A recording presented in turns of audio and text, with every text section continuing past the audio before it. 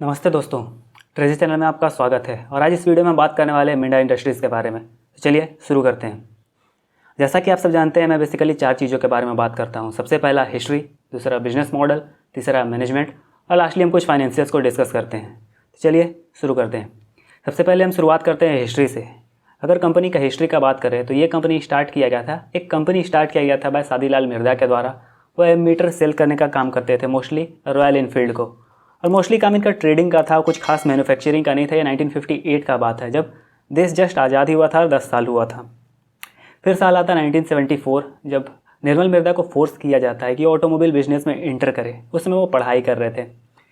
उनका पैसन तो बिजनेस की तरफ था, लेकिन वो ऑटोमोबाइल बिजनेस की तरफ नहीं जाना चाहते थे। उनको लगता था कि ये बहुत कॉम्पिटिटिव बिजनेस है और बहुत सारा जो कंपनी है वो शट डाउन हो रहा था, जिसकी वजह से ये सोचते हैं कि ये कमोडिटी बिजनेस की तरफ जाएंगे, जिसमें कि उनका कुछ रिलेटिव्स था।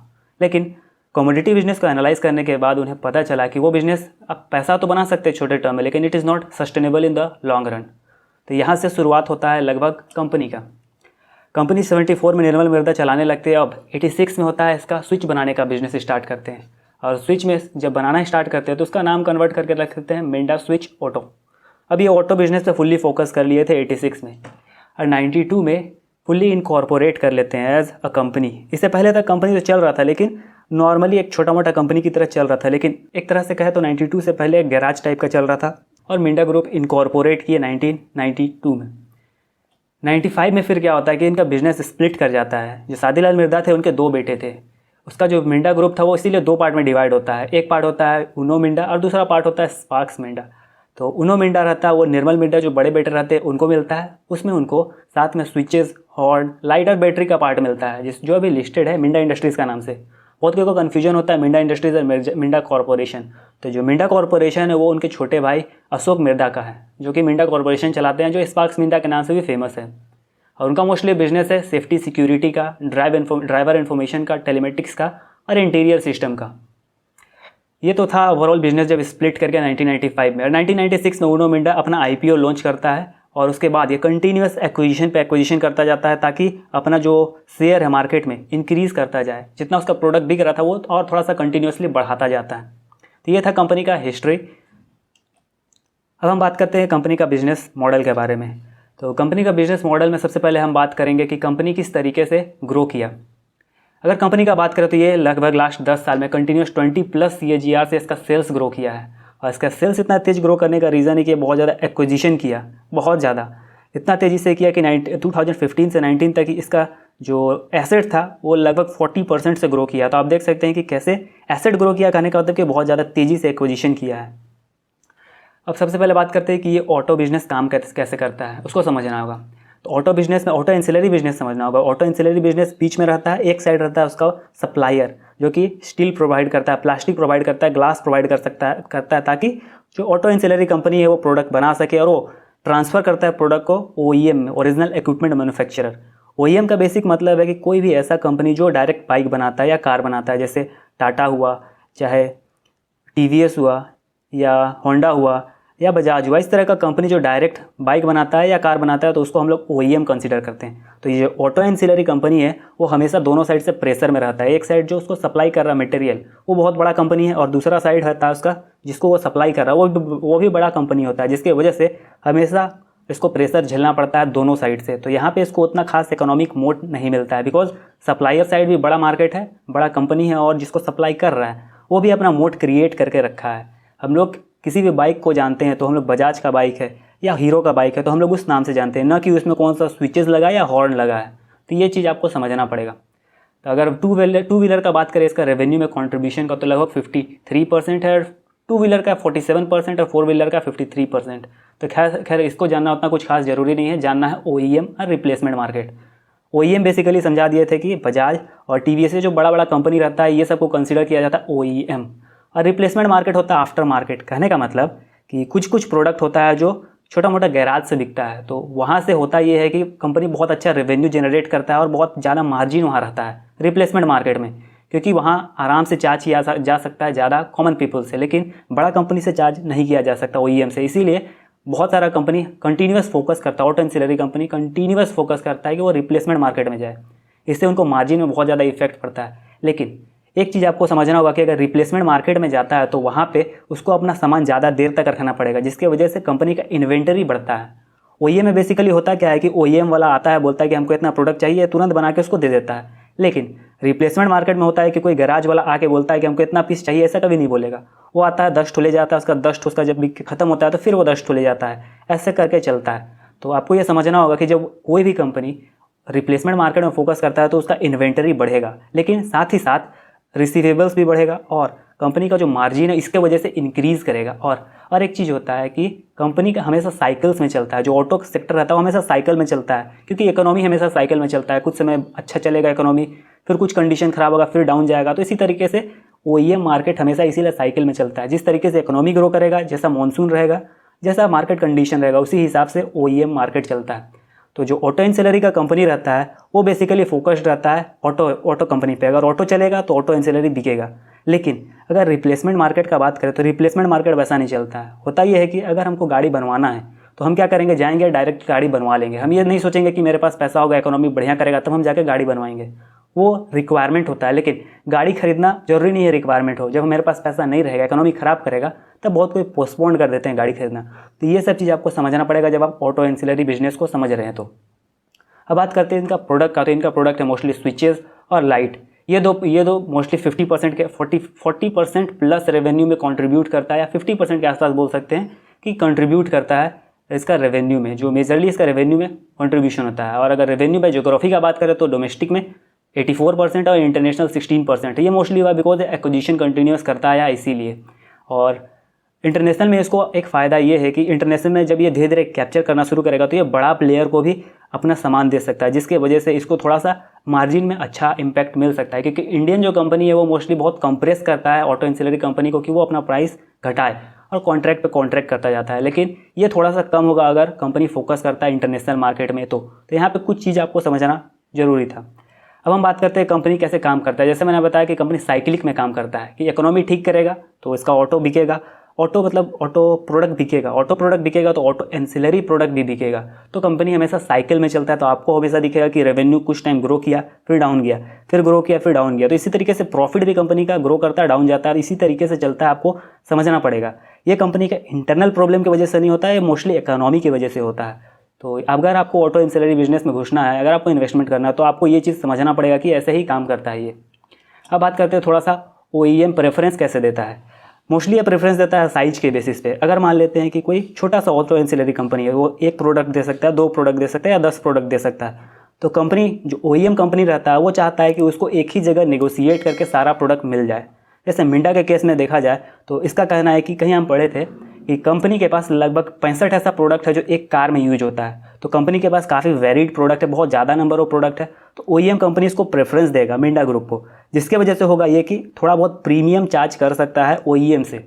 और कंटिन्यूस ओईएम कंपनी को हर कंपनी के पास जाके रीनेगोशिएट नहीं करना, एक ही जगह आना है, जिससे उसका टाइम पैसा सब कुछ बचेगा। तो यहाँ पे प्रेफरेंस मिलता है। तो इस चीज़ को आपको समझना अच्छा रहेगा। अगर इलेक्ट्रिकल व्हीकल का बात करें तो इसको नेक्स्ट फ्यूचर कहा जा रहा है। और मिंडा ग्रुप का बात करें तो कंपनी ऐसा प्रोडक्ट जानबूझ के बना रहा है ताकि वो इलेक्ट्रिकल व्हीकल में भी फिट हो जाए, क्योंकि लाइट कोई खास इंपैक्ट नहीं पड़ेगा, वो इलेक्ट्रिकल व्हीकल में रहे या डीजल में रहे। इसी तरीके से हॉर्न इलेक्ट्रिकल व्हीकल का रहे या नॉर्मल डीजल का रहे या पेट्रोल का रहे, ऐसा कुछ खास इंपैक्ट नहीं पड़ने वाला। हाँ, थोड़ा बहुत पड़ेगा, जिसके लिए वो कंटिन्यूस रिसर्च एंड इनोवेशन में डेवलपमेंट में खर्च कर रहा है। तो आप अगर R&D का खर्च देखेगा तो कंटिन्यूस पिछले 10 साल में बहुत ज़्यादा तेज़ी से इंक्रीज़ किया है, और इसका इम्पैक्ट आपको रेवेन्यू में भी दिखेगा। कंपनी बहुत सारा जॉइंट वेंचर भी किया और एक्विजिशन भी किया है, ताकि अगर कंपनी को कभी ज़रूरत हो तो अपना जो रिसर्च विंग है उसको यूज करे, जो अदर कंपनी को खरीदा उसका रिसर्च विंग को यूज़ करे, ताकि अपना प्रॉफिटेबिलिटी को इंक्रीज़ कर ले। जैसा मैंने बताया कि एक साइड उसका सप्लायर रहता है, जो बहुत बड़ा कंपनी जैसे टाटा स्टील हुआ या कोई और बड़ा कंपनी जो सप्लाई कर रहा है रॉ मटेरियल, तो वहाँ से वो कंप्रेस्ड रहता है हमेशा, और आगे साइड रहता है ओईएम। तो ओईएम इसको और कंप्रेस करता है ताकि आप प्राइस घटाए, जिसके वजह से अगर ये कंटिन्यूस प्राइस नहीं घटाएगा तो इसको हो सकता है कि मार्केट से ऑब्सोलीट होना पड़े, कोई नया प्लेयर आ जाएगा। इसके वजह से इसको कंटिन्यूस रिसर्च एंड डेवलपमेंट में खर्च करना पड़ता है, जिसके वजह से ये Minda group continuous joint venture कर रहा है, इंडियन प्लेयर से भी और बाहर के प्लेयर से भी। कभी कभी होता है कि मान लेते हैं कि जिस तरीके का प्रोडक्ट मिंडा चाहता था उस तरीके का प्रोडक्ट उसका जो जॉइंट वेंचर में है या एक्विजिशन किया वो नहीं बना रहा, तो उसको तुरंत हटाता है और दूसरा किसी प्लेयर से जॉइंट वेंचर करता है, ताकि जो भी प्रोडक्ट हो एकदम सेटिस्फाइड रहे कस्टमर।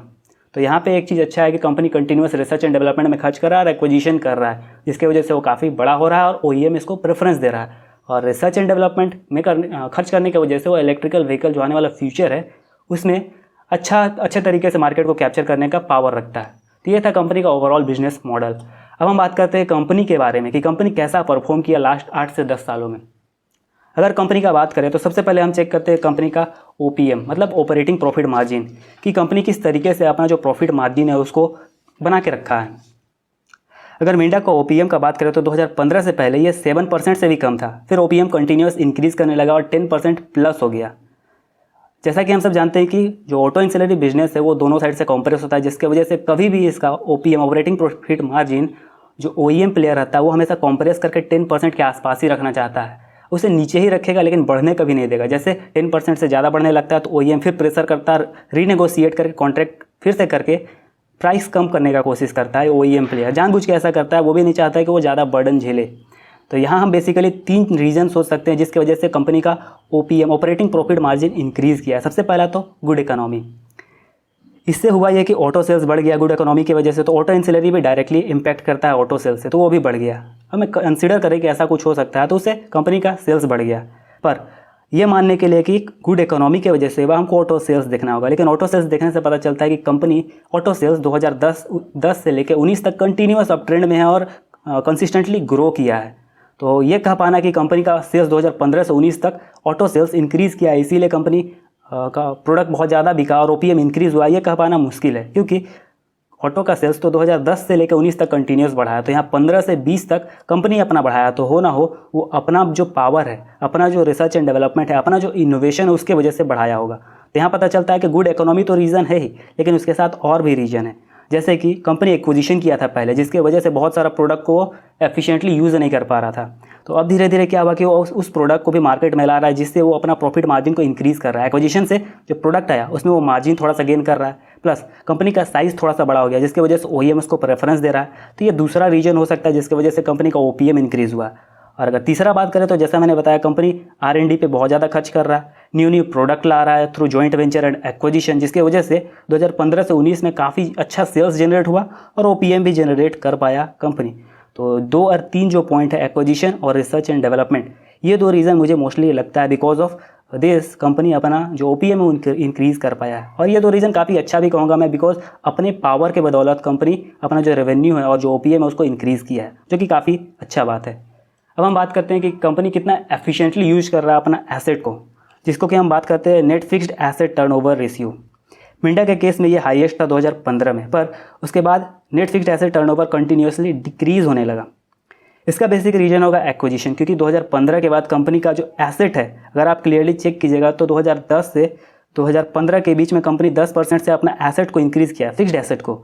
लेकिन 2015 से 19 के बीच में कंपनी का जो एसेट इंक्रीज़ हुआ है वो लगभग 35 to 40% के आसपास ग्रो हुआ है, जिसके वजह से वो अपना एसेट को इनोवेटली मतलब अच्छे तरीके से यूज़ नहीं कर पाया है अभी तक।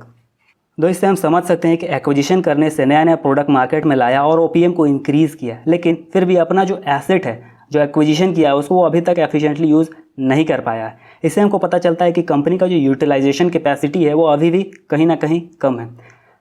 अगर कंपनी अपना यूटिलाइजेशन और एफिशिएंसी को इंक्रीज़ कर लेता है, या कहे तो NFAT को इंक्रीज़ कर लेता है पहले की जैसा, तो कंपनी का जो प्रॉफिट है वो उसमें आपको सडन जंप मिलेगा। जब प्रॉफिट में सडन जंप मिलेगा तो आप समझ ही रहे हैं कि प्राइस में भी सडन जंप हो सकता है। लेकिन अगर कंपनी ऐसा नहीं कर पाता है तो डेट जो लिया है कंपनी, उसके वजह से कंपनी को बहुत बैडली इम्पैक्ट होने वाला है। तो ये दोनों कंडीशन आपके सामने है, तो आपको इन्वेस्ट करना या नहीं करना है आपको सोचना होगा, क्योंकि मैं बस बता सकता हूँ कि क्या हो सकता है क्या नहीं हो सकता, और इन्वेस्टमेंट करने का डिसीजन आपका खुद का होना चाहिए। अब हम बात करते हैं वर्किंग कैपिटल टर्नओवर रेशियो। इससे यह पता चलता है कि कंपनी कितना एफिशिएंटली अपना वर्किंग कैपिटल को यूज़ कर रहा है ताकि सेल्स जनरेट कर सके। इसको ठीक से समझाते हैं। कंपनी के पास जो भी फिक्स्ड एसेट होता है उसका कंपनी कुछ खास यूज नहीं कर सकता लेन देन में जो मोस्टली यूज़ होता है वो करंट एसेट और करंट लाइबिलिटीज़ का होता है, ताकि वो रॉ मटेरियल खरीदे, सामान रखे और रिसीवेबल्स दे और क्रेडिट में सामान ले या क्रेडिट में सामान दे। तो इस समय मोस्टली यूज़ होता है करंट एसेट का। अगर मिंडा के केस में देखें तो working capital turnover ratio company का हाईएस्ट था 2016 में, जो कि 22 था। इसके बाद लगातार घटने लगा। वर्किंग कैपिटल टर्नओवर रेशियो में जो ऊपर होता है वो होता है सेल्स और नीचे होता है वर्किंग कैपिटल। और जो वर्किंग कैपिटल होता है उसमें current asset minus current liabilities होता है। तो ये फॉर्मूला मुझे लगता है कि आपको पता होगा। अगर करंट एसेट का बात करें तो इसमें जो सबसे बड़ा पार्ट होता है वो होता है इन्वेंटरी का, रिसीवेबल्स का। तो कहीं ना कहीं अगर वर्किंग कैपिटल टर्नओवर रेशियो घट रहा है, इसका मतलब है कि इन्वेंटरी और रिसीवेबल्स कंपनी का बढ़ रहा होगा, जो कि हम बैलेंस शीट से क्लियरली देख सकते हैं कि कंपनी का सेल्स लास्ट 10 साल में 6 टाइम्स इंक्रीज़ किया, लेकिन इन्वेंटरी 9 टाइम्स इंक्रीज़ किया और रिसीवेबल्स 6 टाइम्स इंक्रीज़ किया है।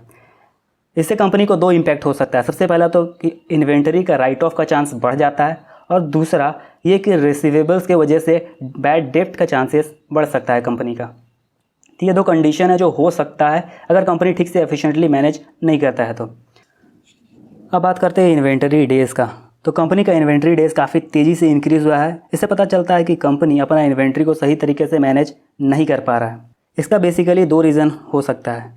OEM कंपनी क्या करता है कि कभी कभी कॉन्ट्रैक्ट जितना दिया हुआ रहता है उससे कम ऑर्डर करता है, क्योंकि वो खुद इन्वेंट्री रखना नहीं चाहता, जिसके वजह से वो जिस टाइम ज़रूरत पड़ता है उस टाइम जो ऑटो इंसिलरी कंपनी उसको बोलता है और उससे रॉ मटेरियल ले लेता है। अब रॉ मटेरियल तुरंत प्रोवाइड करने के लिए ऑटो इंसिलरी क्या करता है कि अपने पास जो इन्वेंट्री है उसको जानबूझ के रखता है, जिसके वजह से जैसे ऑर्डर आए वो तुरंत ऑटो कंपनी को प्रोडक्ट दे दे। अगर ऐसा नहीं करेगा तो हो सकता है कि ऑटो कंपनी किसी अदर ऑटो इंसिलरी कंपनी को खोज ले जिससे वो प्रोडक्ट लेने लगे। तो यहाँ पे ये अपना मार्केट लूज़ नहीं करना चाहता, जिसकी वजह से हम समझ सकते हैं कि इन्वेंट्री इंक्रीज़ हुआ है। और हाँ, कंपनी अपना फोकस, दूसरा रीज़न ये हो सकता है कि कंपनी अपना फोकस रिप्लेसमेंट मार्केट में बढ़ाया है। तो जैसा हम सब जानते हैं कि अगर रिप्लेसमेंट मार्केट, आफ्टर मार्केट, या आपको समझ नहीं आता मैं बता दूं कि जो गैराज है उसमें अगर कोई प्रोडक्ट बेचना चाहता है उसके थ्रू, तो होता ये है कि उसमें बहुत ज़्यादा दिन तक प्रोडक्ट रहता है, जिसके वजह से इन्वेंट्री बढ़ता हुआ हमको दिख रहा है। तो ये 2 कंडीशन हम मान सकते हैं कि OEM जो कॉन्ट्रैक्ट से जितना ऑर्डर किया था उससे कम मंगा रहा है, या फिर मार्केट में रिप्लेसमेंट मार्केट में फोकस होने की वजह से इसका इन्वेंटरी इंक्रीज़ हुआ है। तो ये 2 रीज़न हम मोस्टली समझ सकते हैं इन्वेंट्री डेज़ बढ़ने का। अब हम बात करते हैं कि कंपनी का रिसीवेबल डेज़ कैसा है। अगर मिंडा के केस में देखें तो कंपनी का receivable days around 50 to 60 days घूमता रहता है, इसी के बीच रहता है और काफ़ी फ्लक्चुएटिंग है।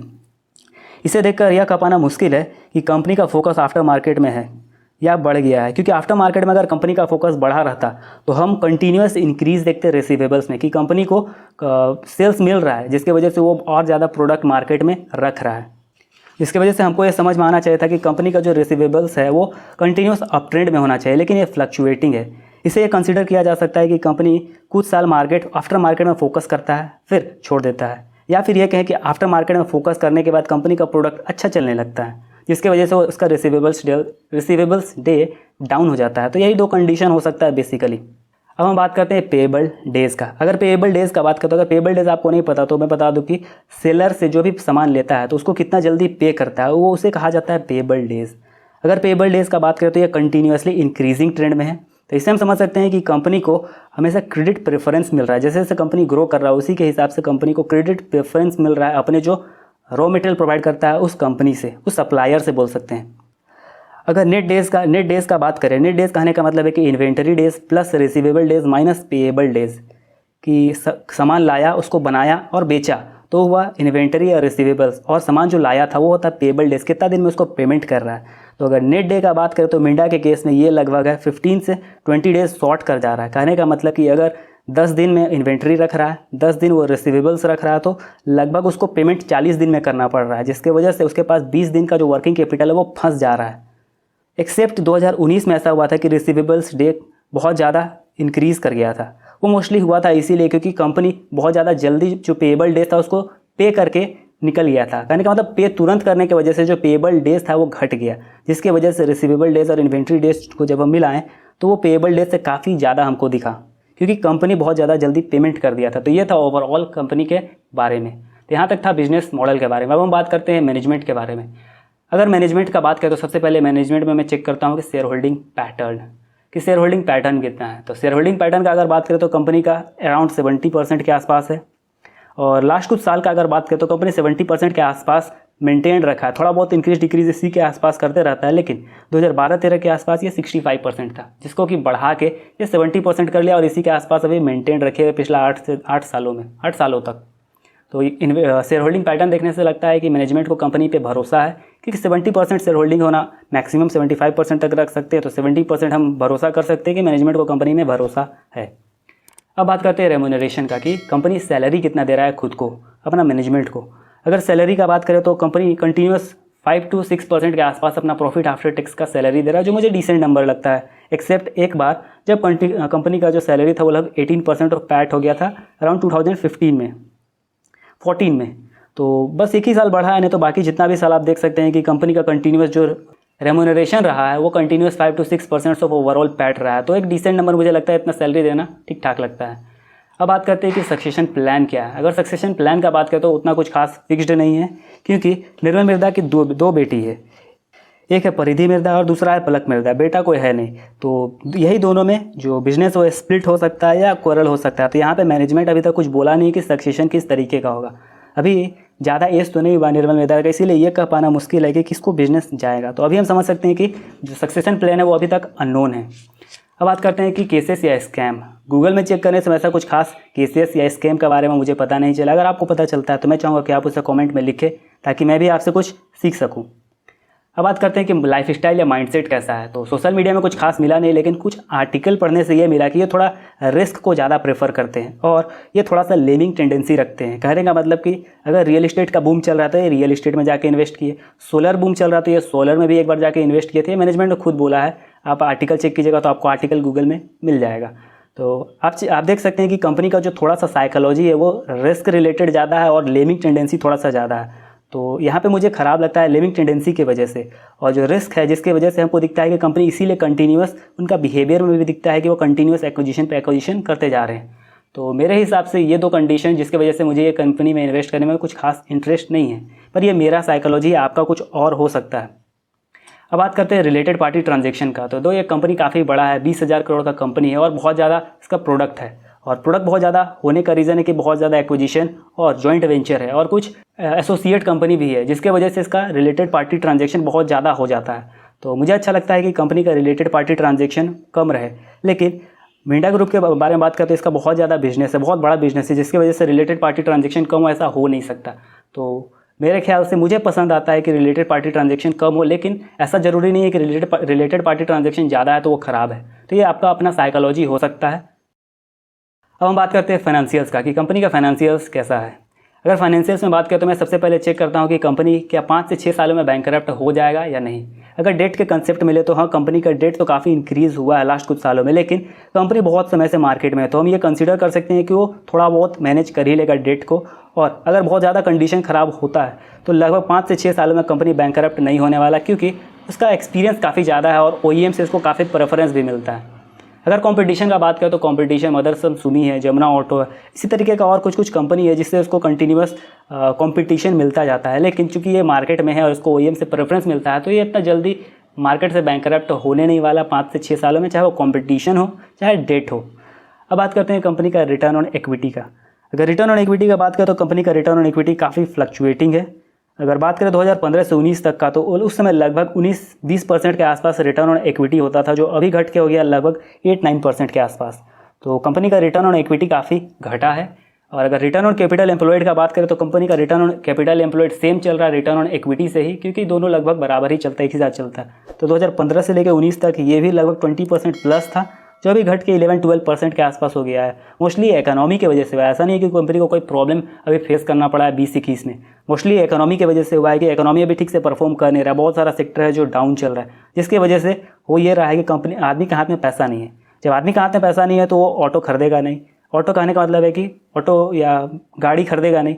अब जब गाड़ी नहीं खरीदेगा तो ऑटो इंश्योरेंस बिकेगा नहीं, जिसकी वजह से हमको दिख रहा है कि ROE या ROC कंटिन्यूस डिक्रीज़ किया लास्ट 2 साल से। अब बात करते हैं डेट टू इक्विटी का। अगर कंपनी का डेट टू इक्विटी का बात करें तो कंपनी का डेट टू इक्विटी एक टाइम था 3 के आसपास, जो कंपनी कंटिन्यूसली डिक्रीज़ करता है और अभी लगभग 0.43% के आसपास। तो डेट टू इक्विटी कुछ खास अमाउंट नहीं यहाँ है, लेकिन उतना कुछ खास अमाउंट नहीं है कि डरना चाहिए। 0.5 के अंडर रहता है तो मैं समझता हूँ कि मैनेजेबल नंबर है किसी भी कंपनी के लिए डेट टू इक्विटी।